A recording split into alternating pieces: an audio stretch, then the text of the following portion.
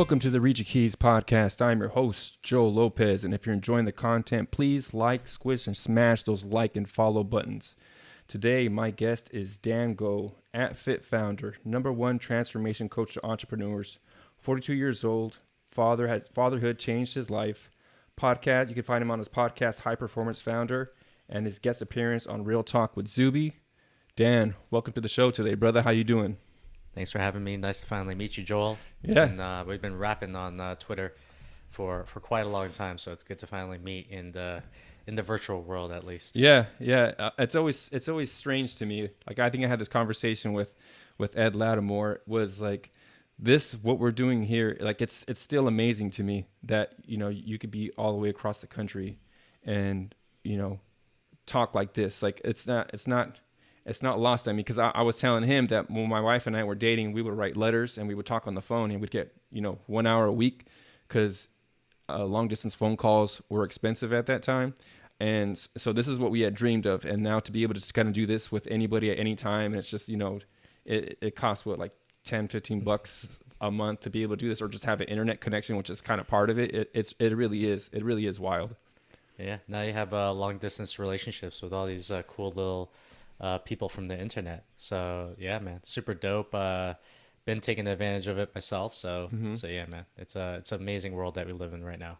You know what I like about you is you had a tweet recently. It's like you can learn from people who are younger than you, and I think for guys, because I think we're pretty much the same age.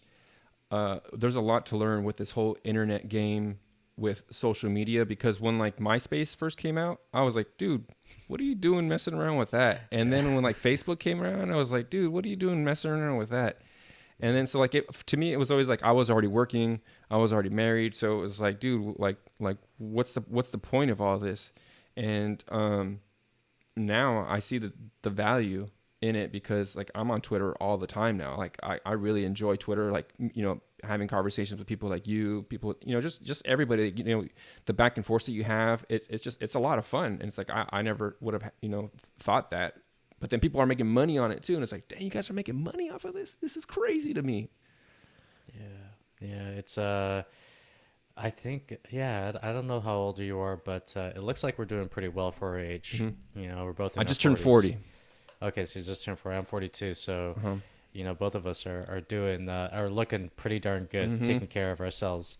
And when I wrote that tweet, it was it made me realize something, that almost everyone I'm learning from right now is younger than me, and to a certain degree, it kind of smashes the ego a little bit, because you're just like, fucking young bucks, they got so much opportunity. And is it okay to swear on this podcast? I didn't good. ask you that. Yeah, Okay. yeah. Okay. So it's like these young bucks are so much more ahead of me than I was when I was like 20 years old. And, you try not to compare yourselves to their journeys, but yeah, the people I'm learning from right now, they're freaking almost like half my age.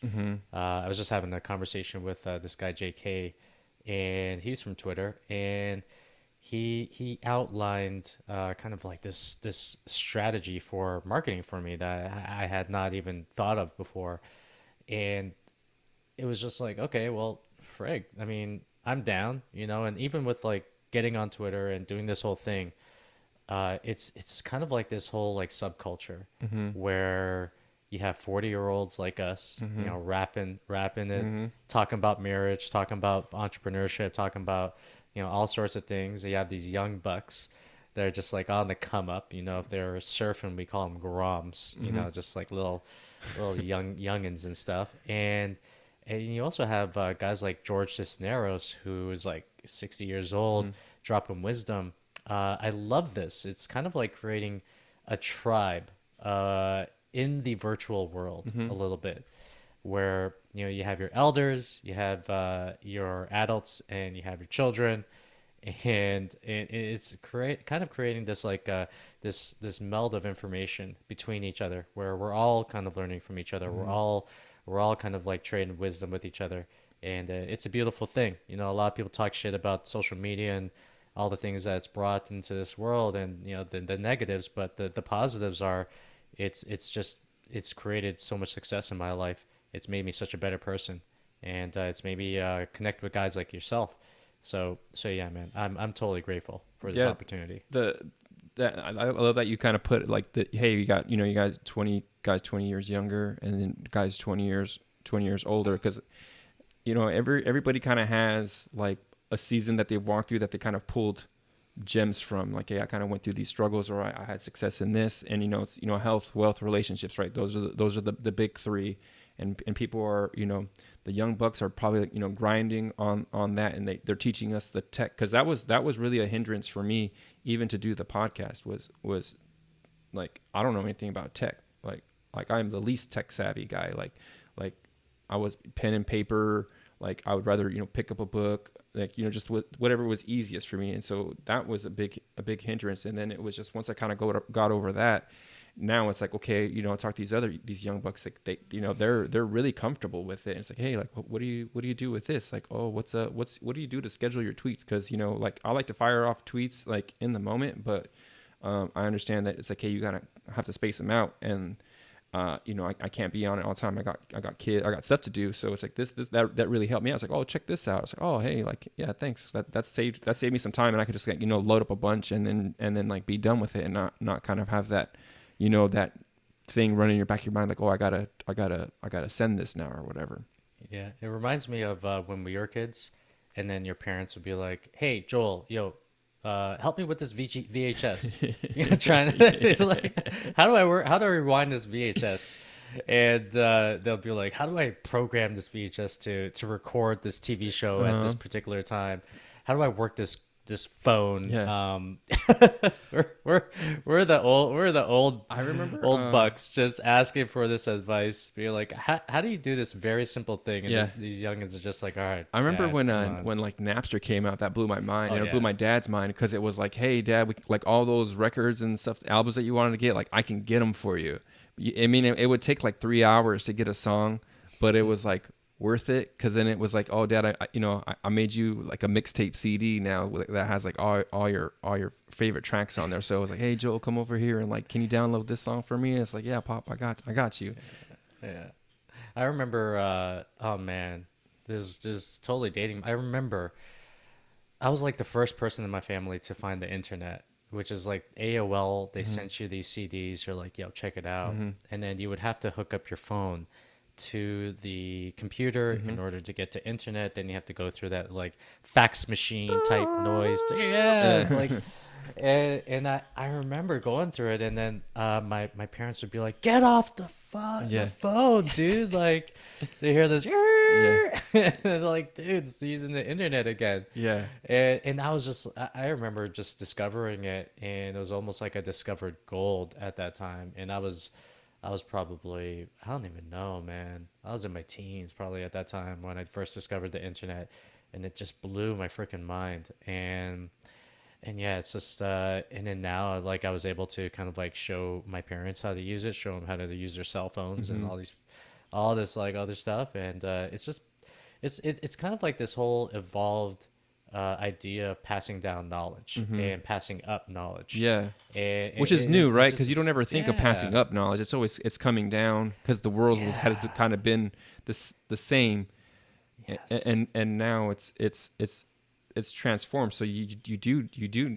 Yeah, it is interesting. It's like the generations now have to work together, because there was things that we missed, that our parents missed, that they're picking up. But then it's like the younger generations aren't picking up some of the things that we picked up. So you kind of gotta like, help them out. And that's an interesting point. I never thought about that, but that's really good that you said that. Yeah, in hundreds of thousands of years, like things didn't necessarily change that quickly, and then now things are changing at a rapid pace. Things like things I don't even know of, like quantum computing and AI and robots, and even this whole like social media gig. Even talking to guys like Dan Coe and all these guys that are doing social media and doing all these TikToks and whatnot. I probably like made myself sound old by calling it like TikToks and stuff, but Oh, that's not what's called. It's not called a TikTok. I don't, it was like, it's not called the TikToks. It's probably called like TikTok, but it's like those that old person kind of saying, but yeah, it's weird. Like things are changing at such a rapid pace that us as adults, you and I, you have kids. I have a kid right now, a wife, family, a business, and we have these things that it's kind of like we're spinning up all these plates. Mm-hmm. So it's really hard for us to get a hold of all this new shit, Mm-hmm. that's coming up, and to keep track of all this new stuff. So that's why we have these young bucks. These young bucks are just like, yo, yo, yo, check this out, do this, do that. And I'm listening. Mm-hmm. I'm trying to listen as hard as humanly possible. I actually feel that the old wisdom, the wisdom that matters most in life is passed down from the old to the young. Mm-hmm. The new stuff that you need to live life, that you need to use to either grow or sustain, or to just be a part of the times, that is like the young to the old passing. Mm-hmm. It's both. It's both. But yeah, our job is to steer them in the right Mm-hmm. direction, to kind of like show them, hey, guess what? Like, hey, health, wealth, relationships. Mm-hmm. These are the things that matter most, and to teach them exactly what that means. And for them, they're going to be running off with their heads cut off, just like running from one place to another. But Mm-hmm. they're also on the forefront of things, and they're like, yo, yo, yo, check it out, Gramps. This is, what it is, Yeah. kind of thing. So yeah. Well, because the thing, like human nature doesn't change, right? Like human nature from 10,000 years ago to now, it's still the same. So that wisdom all holds up. But like there was, the wisdom like that was like, hey, you go to school, go to college, get a good job. That world is gone, and so It's that that done. that left me spinning because I was like, hey, I did everything I was supposed to do, and things didn't work out. Like, in oh 01 you had or oh 01 you had 9/11, and then the .com bubble burst. It's like, well, good luck starting all over again, kid. And then it was like in oh 08, oh 09, the housing crash. And it's like, all right, good luck starting all over again, kid. And it's just so it's just like you're in your adult years and you're trying to build, and those things are out of your control, and you're just like, okay, well now you got to roll with the punches. And then so now you have like Bitcoin coming along. Like to me, Bitcoin was like, dude, what the heck? These like Chuck E. Cheese coins. Like, where am I gonna put money into? And then like they made a bunch of money. So same thing with like social media. So it's like, okay, like pay attention to this stuff. Like it might seem silly to you, because to me that everything is silly until it's not. It's like, oh shoot, like like you missed out on the opportunity. But listen to what these young guys have to say, because you can miss out. They could be telling you what the next opportunity is. Because there was the book from Malcolm Gladwell, Outliers to Success. I don't know if you've read that or not, but he had said basically like one of the examples that he used was for like computers and stuff, and like Bill Gates. And so like Bill Gates was like living in Washington, and his school just so happened to have like a coding machine. So he was, as a seventh grade kid, you're 12 years old. So he was able to code like nonstop for like, hours and hours and hours and hours and hours. And I think it's like the 10,000 hour rule or whatever. But then he was like the people who were like, say 6 or 7 years older than him, because it was like Bill Gates and like the guy from Oracle, they're all like the Yeah. same age. They're all like within like plus or minus 2 or 3 years. So like those guys were able to just kind of like hit it hard with no kind of responsibility. But the guys that were like the engineer guys that were like 7 years older, when it was that time, they were already like had girlfriends and going to get married. So they kind of like missed the boat. So it's like, but I think a lot of these opportunities with all these new things coming out, it's like there's something new. Like when NFTs came out, I still don't know a lot about that stuff, right? Like I don't know, but I hear it and it's just like, oh, that might be like the Bitcoin stuff. Like I don't know, but it's like, hey, maybe it's worth a shot to listen to what they have to say, because with all the stuff going on, it's like we can make whatever you want has value. Like maybe I'll just listen to what they have to say and not be so dismissive, because that probably is one of my it served me to a certain extent to be dismissive of stuff. I was like, this is stupid, but it's also it's also cost me. So to realize that, hey, like that thing that serves me to be dismissive of stuff off the front end, to be very skeptical, is very helpful. But it's also held me back. So to realize when is that driving me, and when should I stop and listen before being so dismissive. Yeah, and we also have to kind of go back to old cliches, which is to say that, when something first comes out, like one of the biggest signals is when people start to make fun of it. Mm-hmm. So they're going to start to make fun of it, then they're going to start to fight it, and then that's when you win. Yeah. And let's use NFTs as an example. So the biggest joke out there is, okay, yeah, I just took a screenshot of your NFT. I own it too. Well, these people are technically making fun of NFTs, Mm-hmm. but to me, that's a signal. That is actually a huge signal. Yes, are they saying something that could be logical in their own minds? Yes, that is very true. But when people are very, like, let's just say, dismissive of new technologies and they make fun of it, that is very much a sign where I'm like, okay, well, this thing, it has a chance to be extremely big. And one of the reasons I say that is because it takes expansive thinking. It takes like an understanding of just like bigger picture thinking of like, why does this matter? Like, again, using like the whole concept of NFTs, it's like, if you could just take a screenshot, you own it, like, like, isn't that just the same thing? Well, it's not. Like, this thing actually has like a digital ID. This thing is a one of a kind. It's just like the Mona Lisa that you would see at the Louvre, and that's not something that people can wrap their minds around. So I kind of look at it as like, what are people making fun of? Maybe there's some merit to that. Mm-hmm. Maybe as like, and also to really check ourselves as old folk. I wouldn't call us as old folks. Like, right now we're like in our 40s, and but also, like, we lived enough life where I find that the older that we get, and not the older that we get, but the older that people get, the more skeptical they become Mm-hmm. of life. The Mm-hmm. more skeptical they become of things that come out, new things, especially as they come out. And this is something I noticed with a lot of like old people. It's like they just, as time goes on, they cut themselves off from learning slowly but surely. And one of the things that we have to always remind ourselves of is that this is something that we can be guilty of. Mm-hmm. This is something that that is actually prevalent of aging. So what is our choice? What do we do? What do we do? We actually talk to people. We go out. We get information. We learn about these motherfucking things, Mm-hmm. because these things can change our lives. Mm-hmm. These things can add so much foundational money to our bank accounts. Mm-hmm. It can change our lives in terms of the businesses that we start, or in terms of the things that we leave down and pass down to our children. So we always have to check ourselves, and be like, okay, so am I being dismissive of this? Am I being skeptical? Am I being cynical Mm-hmm. about this particular new technology, or whatever the heck it is? And when you are finding yourself to be that way, then what we have to do is we have to zoom out. We have to get opinions from multiple areas, like not just the areas of which who are like promoting it. You also want to get the opinions of people who are against it, Mm-hmm. people who think it's fucking stupid, Mm-hmm.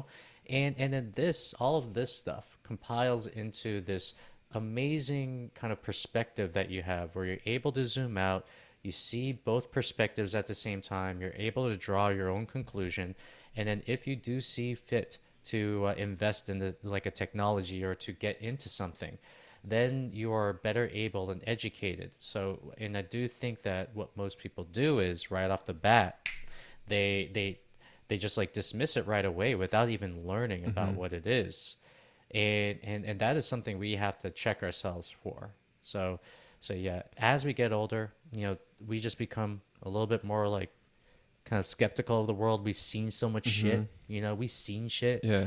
But at the same time, like, just because we've seen shit, we also like, let me actually compare it to this. It's like our brains have not evolved much from the prehistoric days. So we are always searching out for danger. We're always searching out to survive. So one of the things that we do look out for is negativity. This is actually one of the reasons, like, I keep my Twitter so positive, is Mm-hmm. because, like, I know negativity, like, to actually turn yourself into like a positive thinker, where you are looking for opportunity, where you're scheming. Actually, I was having a conversation with like Michael Arrington, this guy who founded TechCrunch, and he was just like, I was like, how's your brain work? And he's like, I'm always scheming. Mm-hmm. And he doesn't get that way by just like accepting the technology, his Mm-hmm. mind, his brain technology. he gets that way because he's trained himself to be that way. So, that's one of the things that we have to understand is that we're always looking out for danger, and it actually gets even more prevalent as we get older. We have to find a way to kind of like reduce that skepticism by educating ourselves and to not take things and to not really hang around also skeptical people and Yeah. negative people as well. Yeah. And then that is how we kind of get into these new technologies. That's how we learn about these things. That's how we're at the cutting edge. I think that's interesting that you say that because if you think about it, like, kids are naturally curious, very Yes. curious. They explore everything. The like, I'm pretty sure you've gone on a walk with your daughter, and it's just like you can go like 10 steps and they get stuck in a place because they found some blades of grass or some rocks, and it's just the most fascinating thing to them. And as an adult, you're just like, it's just some stupid grass or a flower or whatever, and it's like, let's move along because your Yes. your goal is like, I want to keep walking, but they're in the moment and discovering things. And as you get older, it's kind of the same thing. It's just, I know that already, or I've seen that already. It's, let's go. I have stuff to do. And so I think there is there's that, the lack of curiosity, and then there's just that, like you said, that we're always looking out for danger. So it's let's get back to the comfortable, where I have lots of comfort around me, and where I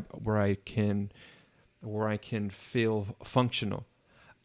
Because once you get into, say you get into just a space, we'll just say NFTs, right? Like, say you knew the stock market and you had that down pat. Like, just say you did. Say you were Warren Buffett, whatever. I know this game, son. I got this on lock. To go into NFTs would mean you would be a total beginner, a fool. You would look stupid. You would be uncomfortable. Like, what does this mean? And that is really hard to do, especially if you've been good at something. To go from I know how this works, I am good at this, you can count on me, to over here, I have no idea what's going on. So lack of curiosity, and then just the willingness to be a fool, I think are also probably the driving factors on that. Because I know for me, like, dude, I hate to look stupid. Like, I say a lot of stupid stuff, but to look stupid is something different. Yeah, I love that. I was having this conversation with Danny Miranda. He has this podcast and talk about a guy who is half my age, who I actually sought him out, and I was just like, hey, I'm just going to start to do podcasts. I'd love to just sit you down and just ask you questions on how to be a really good interviewer. And one of the things he said as I was going through my list of questions and taking notes and all this kind of stuff is that he has this childlike curiosity about the people that he is interviewing. And that is where his best podcasts come from. It's actually from being so curious about who this person is as a human being. And that's why he actually does like a shit ton of research. He like watches like 10 videos. Wow. He watches like 10 or listens to 10 podcasts. He takes a bunch of notes, and he is so diligent in the way that he works. And one of the things that I got from that whole thing is like, we need to push ourselves to be as curious as humanly possible. Again, we need to see things from a new lens, from new eyes. And we need to see things that are seemingly old as new again. Even with like our relationships, even with like parenting, even with just basically every single aspect of your life that means a damn.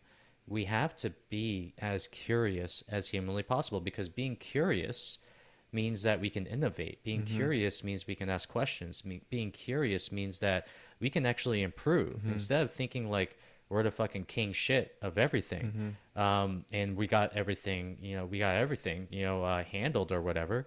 We actually have to be like, it kind of reminds me again of like some conversation I had, which is to say that this guy, he wants to walk into like he wants to be the dumbest guy in the room possible. And I remember something like this with me. I went to the West Coast and I was hanging with a bunch of friends. They were actually acquaintances, and all of them, I was sitting in the circle, and all of them were so like wildly more successful in a business sense than myself.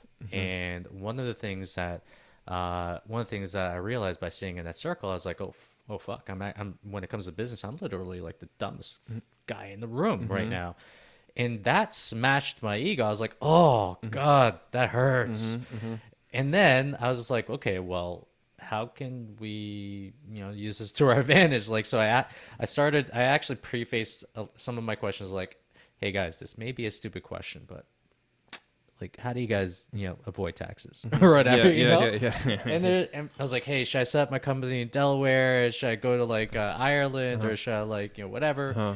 And they were all like, no, no, no, no, no. Like that stuff is done, blah, blah, blah, blah, blah. And me asking this seemingly stupid question actually led me to finding my accountant who's actually doing our taxes right now and helping us kind of like just minimize the tax burden in a legal way. And and that's the thing. It's like like for us, we actually have to push ourselves to humble ourselves Mm-hmm. to be like, okay, well, I probably don't know as much as I know. Mm-hmm. And by by by actually exclaiming that, you're saying that, okay, well, I can ask questions then. Mm-hmm. I can learn about this thing. Um, I can be better, at Yeah. this whole thing. So curiosity is a big one. It's massive, and along with curiosity, actually, something I got again from Danny Miranda, which is sort of hard sometimes. When you're on like Twitter, which Mm-hmm. is one of his superpowers is that he loves people. Mm-hmm. You know, and sometimes when you're on Twitter, you just like you get the fucking gamut Mm-hmm. of personalities. Like Yeah. 90% of them are like super cool, Yeah. super awesome, and a good portion of them, like a small portion of them, are they're just like Buttheads. not cool. Yeah. Just I actually just like had a recent conversation with this guy who had followed me, and then I DM'd him back. I said, "What's up?" And he actually said, "Hey, you know what? I used to make fun of like all your tweets, and I used to talk shit about you and like all this kind of stuff. But I see that you're an actual chill dude and Mm-hmm. like all this kind of stuff." And, and I was like, "Dude, that's fucking awesome." Mm-hmm. But again, it's just like you just run into these people who will kind of like just like kind of show you like the not so great nature of humans, Mm-hmm. and then it kind of makes us cynical a little bit when we jump on Twitter and you're like, all right, what kind of shit am I dealing with Mm-hmm. today? Yeah. But one of the things that we, especially like as we get older, that we need to cultivate is like a love for people, a Mm-hmm. curiosity about people, and when we approach it from these two mindsets, from a love and a curiosity, especially when it comes to people who are living our everyday lives with, that actually makes us into better human Mm-hmm. beings. That's great for our mental health, and that allows us to ask really good questions and to put ourselves in the throes and the environments of people who match our values. Yeah.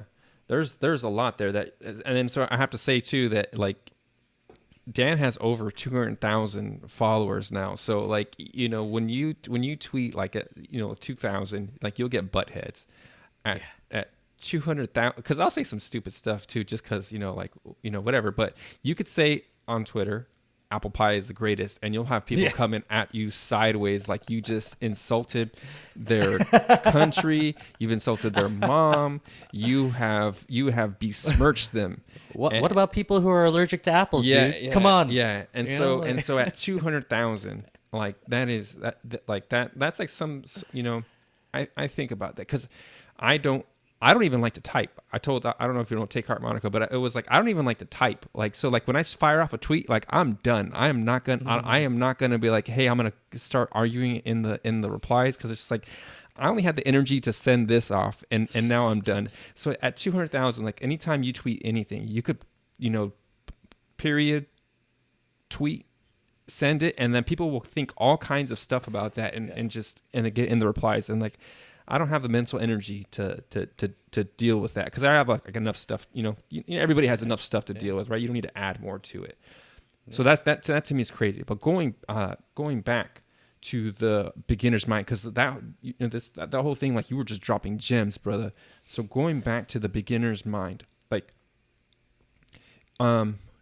say you start off your business or whatever, right? It's the greatest thing in the world. You're so curious. You want to be the best. You want to serve your customers, and then you get butthead customers, and so you get jaded, right? And it's like I know how this goes, right? Everything when it's brand new is like you're so enthralled with it because it's the newness of it, especially with relationships in marriage. At the beginning, it is like she is the best thing in the world. I would move heaven and earth for her.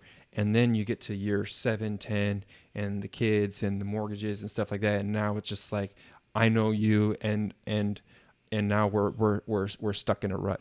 But you can, with anything, go back to that. Remember when I did this, and this, and I moved heaven and earth? Why don't I do that anymore? Like now, like if you ask me for something, it's just like this big irritation. Why? Like, because if you would have before, I would have loved the chance just to be able to serve you and do these things for you. And now it's a chore. What happened? And it's just like, well, yeah, you got comfortable. You lost that beginner's mind. You lost that childlike walking and just like, hey, look at this flower. Like, isn't this the coolest thing? And so I think that's such a huge thing, but you can apply it to, all your things, right? Like fit, you're big in fitness, right? Like, oh, I know this already, son. I've been in this game for what, 15, 20 years. I know this. You don't have to tell, but it's like, well, let me go back to basics and do it again. And so just a little background for me, like I coach football, so I love football and like football coaches. And so like the best ones will, like the Nick Sabans, and those guys are always going out and seeking the younger guys to innovate new ways.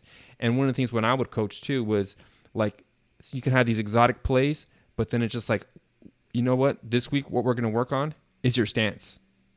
Like, we're not going to work on like, your pass rushing techniques and all that stuff. It's like, no, I want to see your stance.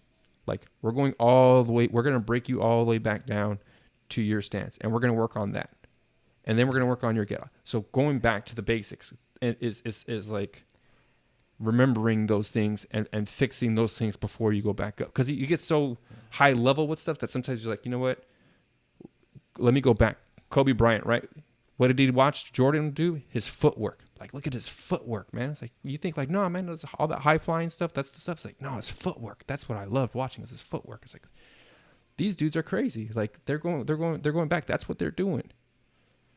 Yeah, when you combine that the new knowledge with the foundational knowledge, it is that's why Bill Belichick is the best at what he does. That is why Nick Saban is the best at what he does. That's why someone like who else can I think of as a coach that's out there? Who's the last basketball coach? That Phil Jackson, Phil Jackson, Steve Kerr. And they actually get a lot of the stuff from their assistant coaches. That's why they surround themselves with amazing assistant coaches. And going back to the beginner's mind, let's use marriage as an example. So in the marriage, you're with your wife every single day. And then once you get kids on top of that, then, there becomes this like dynamic where you are these two people working together to rear this child to be as successful as humanly possible.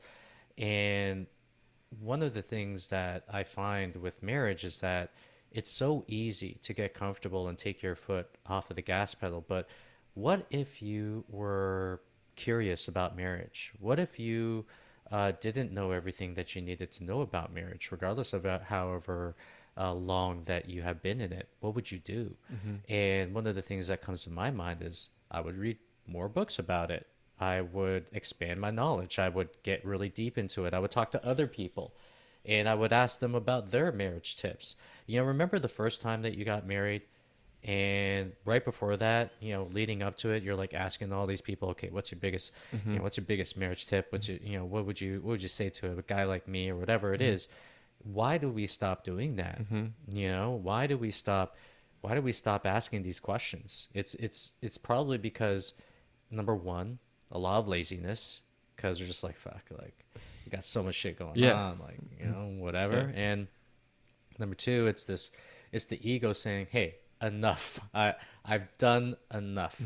And one of the things that keeps us on edge, and that actually makes us into these amazing human beings, these almost like world fucking beating human beings, is this aptitude for learning about the things that you deem the most in your life, that you deem the most important. So one of the things that I've been reading right now, but I'm just like super deep, I'm just like super early, I'm like my daughter's 2 years old right now, is books on parenting, courses on parenting.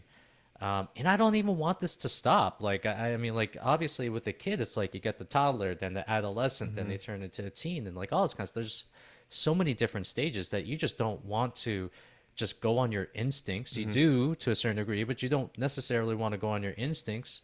You know, just being like trying to rear this kid. You want to go with the old knowledge. You Yeah. want to go with that 100,000-year-old fucking knowledge The of time people who've tested. actually done it before. Yeah. You know, so that's what I'm doing with like parenting, and then I'm going back into it with relationships, with the relationship with my wife, with even business. Business is easy because business is like always changing. It's always expanding.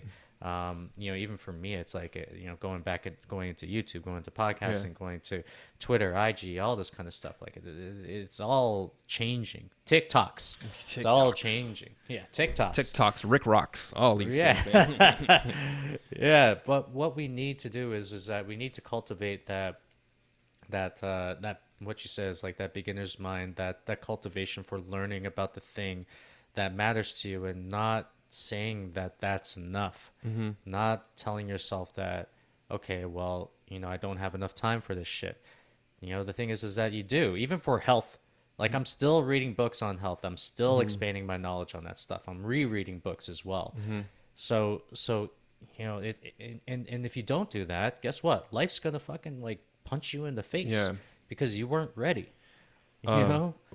I was listening to somebody and they had said something about like, because you don't know what you don't know, there's the ignorance tax, and it's the highest the highest tax that you'll pay. It's, you know, I'm a leave me alone, don't tax me guy, but like the ignorance tax, it's like, ooh, that's brutal, man, because there's a lot of things that I don't know, and I don't know about you, but I you know, for me, it's like the more I learn, the more it's like, dude, I don't know jack. Like I know it's like certain things, like life's not fair. Like to me, the two things I know for sure is God is good and life's not fair. Other than that, like I have like, you know, everything is like subject to change, but those things is like life's not fair. Like for sure, I got hit with some life's not fair. I know you've gotten hit with some life's not fair, but then it's like it's bounced the other way, where it's like, dude, that one worked out in my favor, and I didn't do anything to deserve that. Life's not fair. Like that. That's just kind of how it goes. Going back to your daughter though, the twos was it's like my favorite time, man. The two, like people say terrible twos. That's a lie. Yes. The twos has been amazing. I love the twos.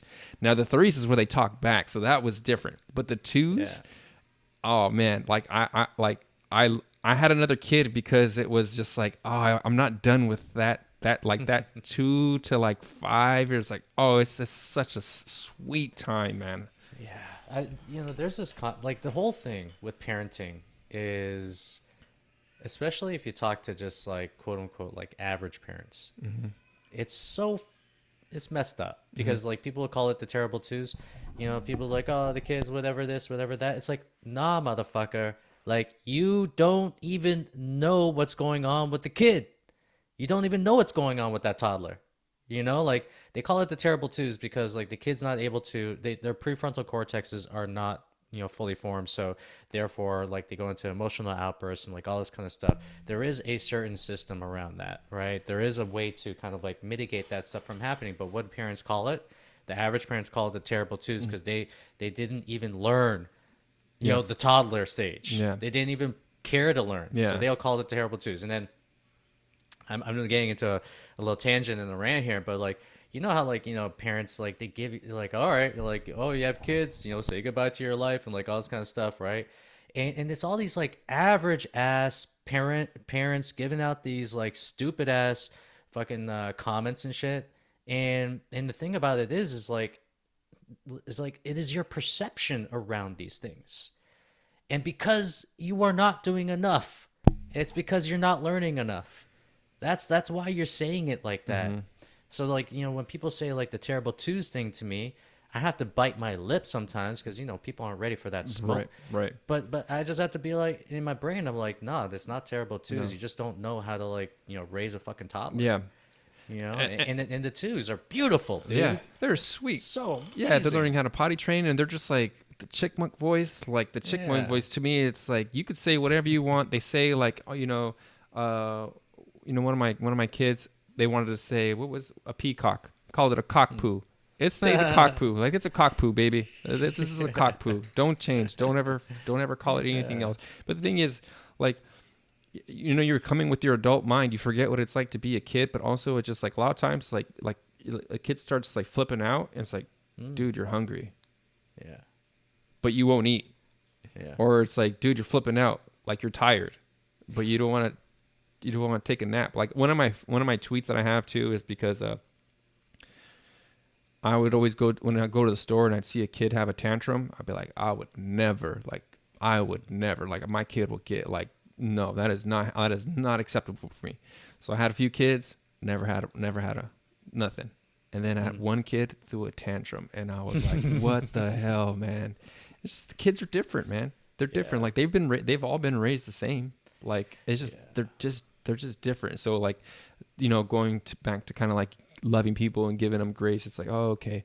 Like I've learned so much, like not so much from like books, but like just having kids. Like you're constantly trying to give, and it's just like what works for this kid does not work for this kid. Will not work for this kid. So it's like you're constantly trying to figure them out, and then they're growing up and they're changing. So it was like, well, this I could have solved with ice cream 2 years ago. Now I got to solve it with something else. So like, what is, so it's constantly changing. And I think that's one of the things too. It's like, you don't take your kids for granted, because it's like, you could just like seeing a picture for them like 2 years ago. It's like, dang, you were that little. Like, it's like the blink of an eye, and it's like you changed that much already. I was talking to Age Survivor yesterday. Brad, I don't know if you know him. He was so his son just got married, and it's just like he was just a baby, and now he's married, and it's just like, yeah, it goes. I guess his son was born in 2001. It's like 2001. That was just yesterday, man. I remember that, and it's just like, wow, like it just goes so fast. But going back to the child ring, it's just, yeah, you constantly have to be curious, and I think that goes back to the importance of like, marrying the right person, right? Because you can read a lot of these books, but like it's like you have the responsibility of like providing for family and like all the other stuff that kind of goes along with it. Like if you have somebody who's also interested in kind of covers you, like a lot of like the health stuff. My wife does a lot of that research, because I can't do all that research. I have to work. I have to take care of all this other stuff. Like I have all these things. You can't know it all. And so if you marry the right person, it can make your life so much better, because it's like, well, hey, I learned, they can give you the cliff notes. Hey, I learned this, and this, we're going to go check out this chiropractor, or we're going to get this kind of nutrition plan, or this kind of exercises. Or I learned this about like the kids. They're 2 months old right now, and they're going through a leap. Why is the baby so fussy? Oh, they're going through a leap right now. So it's like, I don't even do the research, but it's like, I'll just ask sometimes, the baby's fussy. It's like, hey, is the baby going through a leap? Let me check. Yeah, the baby's going through a leap. Like, oh, okay, we're in for a rough couple of days. Okay. And it's just one of those things that's like, it's incredible. Like when you can have that, when you marry right, it makes your life so much better, man. Yeah, for sure. It's you said the right word, which is making the right decision. And I do feel that, this decision, or whatever timing of the decision, is very different for every single person. But when it comes to the mother of your children, the person that you're, planning to spend the rest of your life with, like it better be a fuck yes on all fronts. It better be. And if it's not, if there's any doubts around that, then you better check that, or else you're in for a world of hurt. And one of the things that it reminds me of the story, because I was in this relationship with this girl, and we were living together. I thought we were going to be married and like all this kind of stuff. And it's just like, it's because of that natural progression. You just think like, okay, we're living together. We kind of get along. Feels like it looks like we're going to go down that path to get married and whatnot. And it almost seemed like a settling of just like being with this person. And long story short, we ended up breaking up. And that was actually one of the best things that's ever happened to me, because I was like, holy crap, if I fast forward like 10 days or 10 years, like a decade into this, I don't see us like lasting long, or both of us being incredibly dissatisfied with just settling for an okay relationship. And when you're making the right choice, it's like, man, you gotta give yourself time. You gotta learn. You gotta actually know what the right choice looks like in the first place. Not a lot of people even know that shit. you know, like not a lot of people even know what the right choice even looks like. And you know, we're on Twitter right now. We always see people like we always see certain like subsets of groups actually talk crap about marriage. Mm-hmm. And they're like, oh, yeah, guys shouldn't get married because of this and because of that Mm-hmm. and whatever. And quite frankly, it's like, you know, there's a little bit of like survivorship basis on our part or bias on our part because you and I are in marriages where we're pretty damn happy Mm-hmm. and you know, our wives are pretty damn happy and our families are pretty damn happy. And a lot of the times when I hear this stuff like other people are talking, it's like, well, you just haven't really like made the right choice or haven't really learned, you know, how to actually be in a, you know, super strong Yeah. relationship or whatever it is. And it's all about like I would not be where I am right now. And I would not have this amount of love and happiness if it wasn't for actually making the right choice up front. Mm-hmm. What actually made you know that you were going to be married to your wife? So going back to that, knowing what a good marriage looks like my parents had a good marriage, and like Yes. and so part of me sometimes is like, going back and giving grace. It's like, hey, people have come up in very dysfunctional families, and I because my wife told me that one of the reasons that she loved me was because she loved my family. Like Mm. that was like a big part for her. She's like, I saw how you guys got along. I saw how your mom was with your dad and how your dad was with your mom. So that to me is a big part of it. So I don't discount that. And part of me is like, oh yeah, like it's true, because a lot of my friends, they had parents that were divorced. And so, I try to chill out, because sometimes it's like you kind of forget what you know, right? It's just like, oh, you forgot that, yeah, like we didn't come from money, but like my family, like I came from a good family, so like be grateful for that kind of stuff. And then so for my wife, there was a lot of things, right? Like the first thing was that she was beautiful. Like she was like, oh my gosh, I need to know you, beautiful. Like, I'm from LA, man, so I saw pretty girls all the time, but hers Yeah. hers like, she's like something new. So that's like the price of admission to me, was like, hey, like I have to be attracted to her, like very Right. attracted to her, like for a long time. um but it was just like, she was very sweet, but she also didn't take any shit, if that Mm. makes sense. So like, she was very Mm-hmm. sweet, very loving, but also like, no, you don't cross that. But also like, so like, I had a family member that was in the hospital for weeks, and so we were long distance, and this was like solidified. I was like, kind of like, knew I was gonna marry her, but this was like, I'm never leaving you. So we were long distance. I had a family member in the hospital, so we're in the hospital, and so she would work, and she would work. She was working like a few jobs, and she was going to school and stuff like that.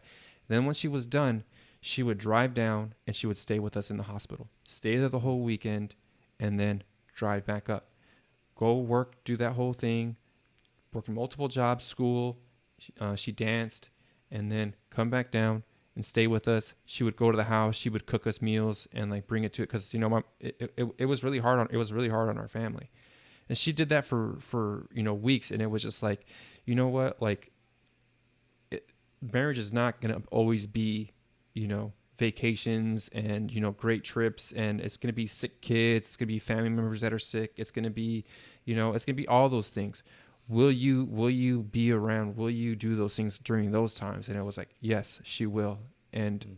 so like, I'm never gonna forget you for that. I'm never gonna leave you. I'm never, because you were there when, during this time, like, she had every excuse to be like, oh, I'm gonna chill over here. It's a far drive. I don't have the time to do that. I have homework to do. I have work to do. Like, I'm tired. It's like, no, she never complained. She just came and she did that. And that for me was just like, that's it. Like, I'll do anything and everything for you. And so, yeah. Nice. But we had been together for a few years already, because I met her really young. I was early, not early teens, but I was like a junior in high school when I met her. So this was already a few years later, but that was the, yeah. I'm never, for me, that was, I'm never leaving you now. Nice. Nice. That's awesome. How about for you? The attraction part for sure. Mm-hmm. You know, this. I mean, and here's the thing about like physical attraction. It's like there's someone out there for everyone, you know. So my wife, when I first saw her, I was just like, oh, Mm-hmm. dude, Mm-hmm. okay, okay, okay, Whoa. whoa. And for me, when we first went out on a date with each other, the very first time, like I guess you could say, like us, you know, we went on a date. I was just like, this is it. And then my cynical brain was just like, dude, like, come on, like, give yourself some fucking time, like, you know, chill the fuck out, Mm-hmm. you know, don't Mm-hmm. don't do this to yourself right now. Mm-hmm. And then I was just like, you know what, hey, let's give this like 6 months, and then we'll like, you know, figure it out from there. It's kind of like my, I guess you could say my logical brain was Mm-hmm. telling me to do that. But one of the things that I knew, that I found with my own wife, this is actually something I heard about in the interview I just did with this guy Sahil, was was the fact that we can spend time with each other doing absolutely nothing. Mm-hmm. We don't have to be doing shit together. We can enjoy each other's presence by not even talking and just by being in the same room together. That was like a huge thing for me, and wanting to like really just like share the world with her and Mm-hmm. share like every single experience that I had. And part of it was is also like, you know, it sounds weird, but you know, we were into this, like we were into the same things. It's, you know, she does kind of like complete some parts of me, which are like I'm more like broad strokes. She's more like Mm-hmm. details, I guess you could Mm-hmm. say. And I mean, I was living this life of just traveling wherever I wanted to and going wherever I wanted to. She was like, game, all right, done, let's Mm-hmm. do it. And you know, even things like eating the same foods and just like having the same kind of diet, we're like, yeah, this is dope, I could eat this every day. I'm Yeah. like, yeah, fuck, okay, shoot, Yeah. dude, like, you know, bet we're good. And I never, you know, for the, we're always looking for this like number one thing or whatever it is. And for me, it's always like these multiple factors that come into play.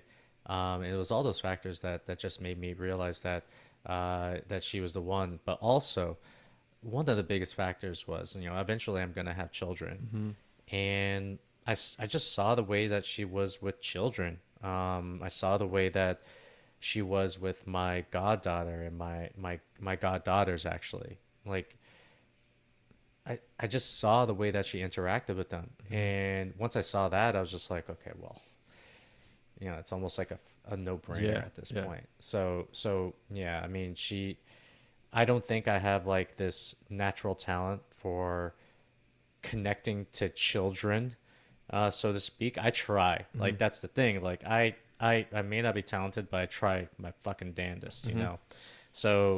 But for her, it's just like so natural because she just like Yeah. loved children, Yeah. and that was one of the things where I was just like, okay, well, yeah, she could be the mother of my child, Yeah. you know. That's interesting because I don't think most men are like I've always liked kids, but then it's like okay, like I'm done. So like I always tell people like I like kids, but I really like my kids like that Yes. like that, and that's really the really important thing. Like my wife will like see a baby, and like to me I'm like babies are kind of Yeah. ugly, you know. Did they like pass them to you and Yeah. you're like, not really. No, I'm Like, cool. I'm cool with that. Like I probably like kids more than normal, but it's like all right, man, you're kind of getting annoying or whatever. Even my own kids, but like I think once you have kids too, you kind of know like oh like if you just say some silly stuff or whatever, then they're like oh he's cool. But then the kind of other side of that is they won't leave you alone also because it's like they find out like oh you play and it's like okay they won't stop playing and they start like shooting you with Nerf guns and stuff like that. It's like hey man I'm done, I'm trying to eat my food now, like you know I don't want to play. So you know sometimes it's kind of good just like don't let the kids know that you're cool because then they won't leave you alone. I think the thing with kids too, there's this kind of a I don't know if you felt this, but I've kind of had this recently, and that's when I had another kid too. So it's like this, like you have the kid and you're kind of like in a rush for them to grow up, so you can kind of go back to doing your business thing or like your goals. And I'm all for goals.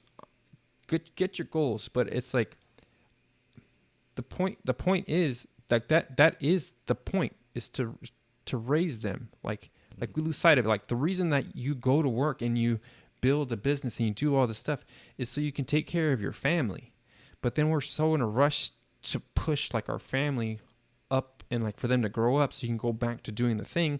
Like, yeah, there is like satisfaction that comes with getting some of those things done, but it's like the main, like the kids aren't a hindrance. Like they're like the main reason why we do all this stuff. And so I think that's something that's been lost. I was talking to Rubes. I don't know if you knew Rubes, but I think in the West for sure, like it's very different. Like my family in Mexico, they're always telling us like I remember my cousins were like, dude, you guys are so scheduled. Like if I want to hang out with you guys in America, then I got to schedule it like 2 weeks out or 3 weeks out. We just chill today. Like if we're like hey, you know, we'll go get some meat and we'll barbecue like today. But you guys need like a 3 week heads up, and it's true. Like, dude, I need like a 3 week heads up, and it's just like, where can we just kind of meld this? Like, let's take the good things from there and take the good things of like the super productivity and meld it. Because the point of being productive is so you can spend time with people you love, not to be more productive. To be more productive, you kind of get in that vicious cycle of like, how can I get so much more productive that you get so productive that now you're not with the people that you care about that you were supposed to do it for in the first place. Yeah, 100%. And I think one of the things that one should do, especially as if they own the business, is just set up these constraints. And I think kids and children are the best constraints in the world. Mm-hmm. And I don't want to use them as like this, as the word constraint, but when you have a child and you want to do your best for the child, it's like, you got to start work and end work at a time. Mm-hmm. You know, like it's got to be just like that time, and nothing goes over that time whatsoever. Mm-hmm. Maybe like every now and then, like on a very rare occasion, but for the most part, you want to start and end your days, and then after that, work goes away, and then you're completely there for the child. And I actually do think that to a certain extent, that actually leads to more productivity, because you only know that you have this set amount of time to actually work on your business. Mm-hmm. So you're going to work on the most important things during that time. You're not going to waste and be frivolous with that time whatsoever. It actually pushes you to do what you need to do to push that business forward, because you know that you have this deadline at like 3:00, and you're like, all right, once 3:00 happens, like I'm out kind of thing. And I do believe, like, I remember hearing from my friend, this guy Yuri, is just like, you know, kids are actually like the best productivity tools on the planet, because they don't give a fuck. Mm-hmm. You know, they're going to be there. They're going to be ready to accept you. And if you don't want to be a deadbeat dad, and, you know, don't want to be the dad that just like totally ignores them and just like is all about work all the time, then you will be there for them. Mm-hmm. Now, one of the things that happens, especially as an entrepreneur, which is very easy to do, which is like to be so comfortable with work. Mm-hmm. Because you're so comfortable with work. You're so comfortable with pushing work. This is something where you feel at your comfort zone. Mm-hmm. And then sometimes if you work for so much and so long, it actually develops a little bit of discomfort, because you're not spending as much time being a parent. Mm-hmm. And then one thing that humans do on a regular basis is like, they always seek that comfort. Mm-hmm. Right? When the reality is that you have to swim upstream. You have to seek discomfort. You actually have to push yourselves into things that may or may not be your skill level. Mm-hmm. But that's what entrepreneurs do. It's like, you know, they become so focused on work that becomes their comfort level. So why don't I just spend more time at work because I feel really comfortable here, and make a rationalization and an excuse saying like, oh, I'm doing it for my kids, I'm doing it for my family or whatever. It's like, no, you're not. You're doing it because you're living within your comfort level. The actual thing that you have to do, if you really do want to be an amazing human being, is actually seek the discomfort, whether that's like, you know, being a parent, whether that's being a good husband or whatever it is. It's like, seek that discomfort. And that's actually a curse that goes along with a lot of entrepreneurs that I see on a regular basis. And also there's this like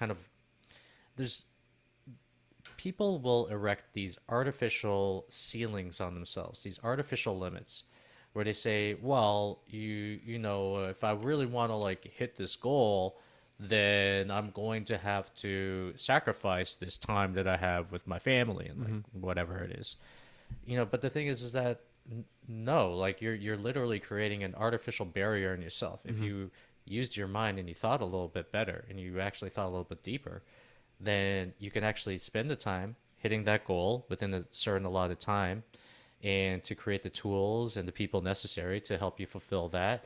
And then you can have the rest of this time to not only have a successful business, but to also have a very successful family life as well. So, so yeah, and the whole thing with like the Mexico thing, like I was living there for about like 6 months. Is it's true. It's like, hey, you wanna get a cerveza? Let's like go. Let's just jam. Mm-hmm. And here I'm living in Toronto right now, like the first world, and then like just trying to just trying to like coordinate with some of my friends Mm-hmm. and their families is sometimes like pulling teeth. Yeah. They're like, oh yeah, I'm not free this weekend. I'm not free that weekend. And then it gets to a point where maybe you have to create like Calendly Yeah, apps. exactly. I was thinking, yeah. For Go your to like friends. Google Cal. Yeah. But that's the thing. It's like, I get it. Different strokes for different folks. I don't know what the way is to meld the very much like easygoing nature of being in Mm-hmm. Mexico and the very capitalist consumerist Right. type of nature that we have in North America Mm-hmm. and the West. But if there's a way that we can meld those things together, I do believe that it is by creating constraints for yourself Mm-hmm. and just making sure that you are creating this environment where you can actually have that free time at this special allotted time when Yeah. you're not going to be doing work and you're not going to be doing anything else. That kind of makes me think. So, you know, we're kind of used to like public schooling, 8 hours a day, and you go to work and you work your 40 plus hours a week. But with like stuff that you're doing, people online are doing, it's like you could, there's guys that are like you can knock out your work in 4 hours and be hyper productive and make some good coin. If more people were able to do that, and then but you're also training your kids like, hey, like your schoolwork, you can knock it out in 2 to 3 hours a day, and now you have your time to spend time with your family, to pursue other hobbies. Like that could really unlock like a lot of these connections that we have, because I think that's a big thing, is that in the West that we're so disconnected. Like I moved away from the place where I was born, and it's like you don't have any roots, so that's like, okay, I don't really have like roots, so like what's keeping me here? It's like, okay, I can just kind of go wherever. So you have all these people who don't have like familiar connections. They're kind of just like moving around because you go away to college, right? Yeah. If you did go away for college, and then after that it's like, well, I got to find work, and if there's no work where you're at, then you'll move across the country or whatever, and then so you're constantly being uprooted. That's not, I mean, for the last, that's not normal. I mean, for 50, 60 years, this is all relatively new. So it's like, well, why is that? So like you said, like if you kind of dive into your work, it's like, well, I don't have anybody to hang out with, so I'm going to dive into my work. So I'm going to be ultra productive. And so that's what it costs to be successful. And then so everybody else has to kind of like, well, if he's putting in 70 hours a week, well, I got to do that too. And that's kind of the game that we've been playing.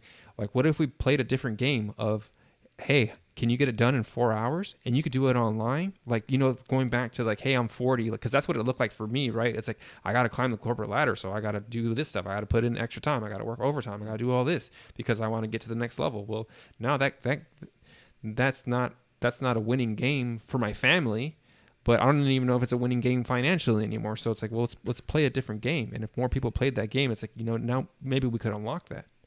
Yeah, and I just wrote this on my Instagram about how did schools come about in the first place, right? Because for hundreds of thousands of years before school was actually invented, children they educated themselves through play and exploration and time with their elders.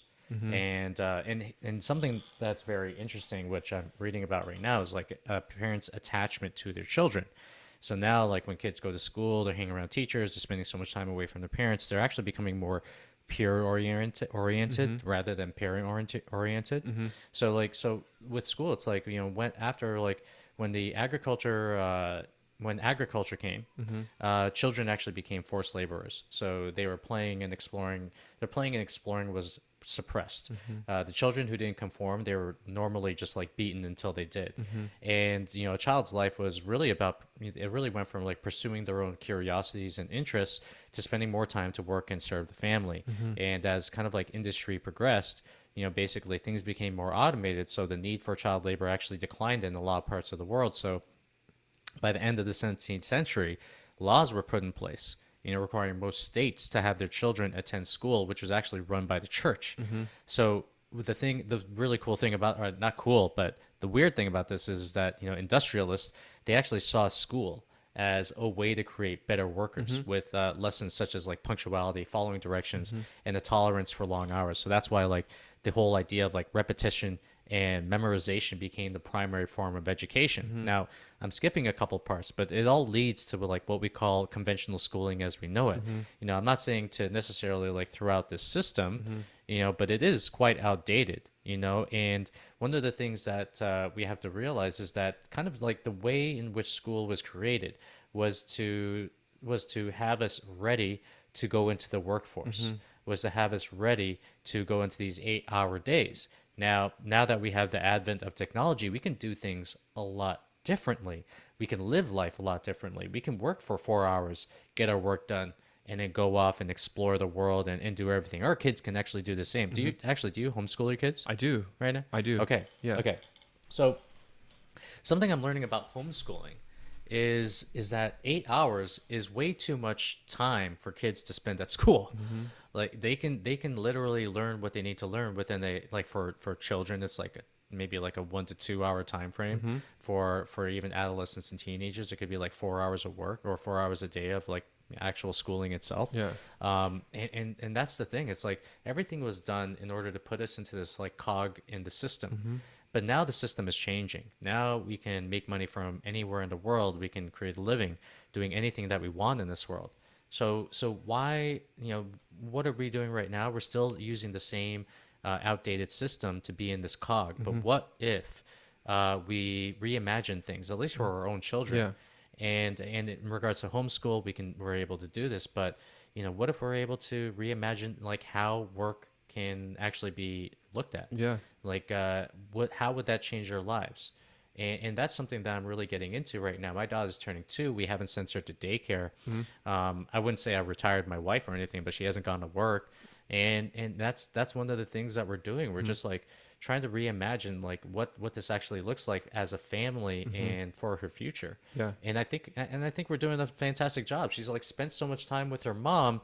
A lot of people go up to us and like, wow, your daughter's like so like advanced for her age or whatever. And it's just like she's just playing with her mom like the entire time. Like she's playing with her mom, playing with grandma, playing with grandpa. Like, and that's why they're advanced, is because they're going back to the old ways of doing things, the 100,000-year-old ways of doing things, of like chilling with their elders and chilling with their parents. And yes, they have some socialization with kids here and there, but for the most part, they're actually going back to the roots of like how they were supposed to be in the first place. The interesting thing with the homeschooling, so I would like when my wife and I dated, I was like, I'm a public school kid. My kids are going to public school because that was good for me.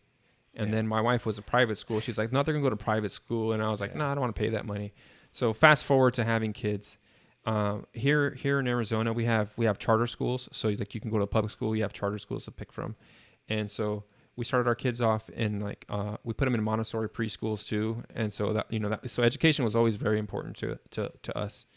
And then so what I noticed though is like my daughters were like, they're very good at like being in school, and my sons hated it.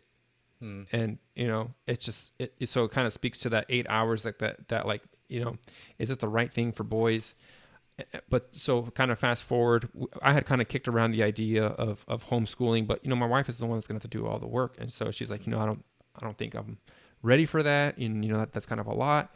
And shutdowns happen and stuff like that. So it's like, well, let's eliminate the variable. We'll bring the kids home because we don't know if they're gonna be going back and forth. We don't want to deal with that. Like there's already enough going on. We'll just keep them home. And so we made that decision, and I love it. Like I see my kids all the time. That was the thing too, like talking about attachment. It's like, I don't want them being attached to their teachers or their peers. Like I want them to know me and my wife, and I want them to know each other. I don't know if you know the quit porn strategist David. He was homeschooled, and he was saying that like my best friends were my siblings, and I was like, I never thought about that because I went to school with my brother, who was only a few years older than me, and I never saw him. Like we'd go and then be separate for 8 hours, and then go home and you eat or whatever, you play, but you're separate from the bulk of the day. You're separated from your family. And then so as you grow up to be an adult, it's not a big deal because I'm talking like elementary school. Once you get to high school, like I started playing sports, so like it's like I'm gone all day. He goes off to work, and then Saturdays, like you got football practice. So it's like you're always busy. So it's not a big deal to not see your family because you've been trained not to see them. And it's like all these things. Like no, I want my kids to be like their own best friends. And that's another reason why I had another kid. I was like, hey, here's another kid that's gonna have their own talents and wisdom and perspective and help for you guys, because here's another teammate for you. I'm giving you another teammate. Like we thought we were done, and I was like, no, I'm gonna give you another teammate. Because going back to like am I trying to rush off and get to this other thing because I want to go back to doing these other things? It's like, no, the main thing is the main thing. So let's try again. And so that was just some of the background for us in making the decision to try. And we didn't know if we could or not, because I mean, we're not spring chickens. I mean, we look great, but you don't know if all the equipment is still firing off like it needs to be. But that was that. So the homeschooling, it's been great because it's like, like I want my kids to be entrepreneurs, because I wasn't one. I was trained to be an employee, and I know that about myself. So it's like I'm breaking that. But like my wife found like a woman on Facebook who did like woodwork, and so like my kids made like this flag right here that you see. Like my son made that. Like and I'm not handy, and it's just like like I was so like blown away. It's like this kid is like under 10 years old, and he did that all by himself. And it's like, man, they have this thing called the Children's Business Fair here, where the kids kind of like bring their stuff and like sell it. And it's like, dude, if you made a couple of those, you'd make a killing, man. And so it's like doing stuff like that. Like they would have never learned that lesson in school. They would have to be like, 15 years old to get a woodshop class, which they don't have anymore, by the way. So it's like he would have never learned those lessons. So it's like we get to control. Hey, this is a cool thing. You're interested in this? Yeah, let's go ahead and pursue that. Here's your language arts, here's your math and stuff like that. But like, hey, like you want to learn how to crochet or whatever? Yeah, let's go get you some crochet materials. You want to learn music? Okay, here's music. Here you want to do, so you're the superintendent. You control the curriculum, and nobody knows your kid like you and your wife. And that's like it's really cool with my wife, because it's like she's like, hey, like I found this thing over here, this curriculum. Oh, that's great. So I got to write a check. All right, cool. But it's my kids. Like no big deal. It's like, hey, I think I saw that this jujitsu class over here. Let's put the kids in there. And it's like they can go at like 10 o'clock or noon or whatever. They don't have to wait till 4 o'clock. And so it's like they're not at school. That was a big thing for us too. It's like we don't want them to be at school and they want to do some kind of extracurricular, and now they're gone again for another few hours, and now they have to do their homework. And it's like, dude, like all you're doing is being taxi for your kids, and that's not what I want. I'm your daddy. I'm not your taxi. Yeah. I mean, I'm gonna taxi you for sure, but the point is, I'm your daddy. And you're spending like in that kind of structure, you're spending so much time away from your kids. Mm-hmm. Like you're spending not even half the day, because by the time they get home from whatever extracurricular activities that they have, let's just say it's like 6 o'clock, 7 o'clock, you guys have dinner, you get them ready for bed. What do you have? You have like, what, 4 hours of that day spending with your kids? Like, and they're spending the rest of that time with like their friends, like all this kind of stuff. It's like, of course, you're going to have this like peer oriented attachment. You're going to have this orientation. And a lot of times, like, for a lot of parents are like, oh my God, like my girl was like so sweet. And now she's turned into this like little devil or whatever it is. It's like, well, you're basically spending 4 hours of a 24-hour day with your kid. And who else is she she's actually relying more on attachment with her friends, because she's seeing them for like pretty much like half the day, rather than she's seeing you. I mean, time matters to a very large extent. I love the fact that you called it a team too. Like that's what we're building. We're building a team. We have family values. We have we have a coat of arms. You know, this is like what we stand for. And each family, I kind of like look at them as like a little bit of a different team, you know, a little bit like a different football team, so to speak. I know you know Jeff Putnam. He has this like he has this whole like basketball team and whatnot, like all 5 positions and Plus all the subs. backups. Yeah. Plus subs. Like he's doing a good job for not contributing to population collapse for sure. But that's what it is. Like we're creating these teams, and you can only create these teams through exposure. And that's what we need as parents. And a lot of people will be like, oh, well, how are they going to be programmed? It's like, dude, I'm programming my kids. I don't want the system, the teachers, or the peers to be programming them. Like, I am the parent. This is actually the way it's been done for hundreds of thousands of years. You know, the way that we're doing it right now, that's only been around for like 50 to 100 years or whatever. You know, so I'm on the side of nature. You know, I'm on the side of like doing things the way that we've done them in the ways that we learn. So you know, even for me, like I'm leaning towards homeschooling my kid. Not sure exactly like in what way I'm gonna be doing it, but I know for a fact like we are heavily leaning towards that, and that just seems like to me the most logical way to create this family unit, to create this amazing kid, and to just program them with the right type of values that we deem necessary. Yeah, and it's going to be trial and error because it was different from the first year to what it is now. It's like you find out what curriculum you like, what what curriculums your wife likes. It's like a choose your own adventure kind of thing. It really is. I love that. And it really is real life, right? It's open. Like the thing about school, it's like that I found is like I really like that the structure of it, right? Like I go from this grade to this grade. If I do this step, then I know I will get to this place. The world doesn't work like that. Like you can like put the outputs in and kind of increase your chances of something happening, but like it's really open. And so that's something that we were, working on. I don't want them to I want them to be able to operate in the openness because the things that we thought were going to be there, those structures, those aren't there anymore. So let's prepare. I want them to be prepared for the world to come, but I want them to have the values that my wife and I have. So to me, it was really about instilling the values. That's really what it is. I want you to have my values. The world will probably look radically different in 20 years that I won't be able to explain to you. But if you walk into it with the right values, then you'll be okay. Because I think the main thing that I want for my kids is like I want them to be good people that I enjoy being around when I'm older. Like they could be a street sweeper, they can be the CEO, they can be a millionaire, they could be just regular whatever. But the bottom line is that I want you to be people that I enjoy being around when I'm older, and it's really kind of simple. 100%. It reminds me of like the Jordan Peterson thing. It's like you don't want to create children that you absolutely hate. And if you do that, then if they're hanging around you the most, then maybe like you gotta check yourself as a person.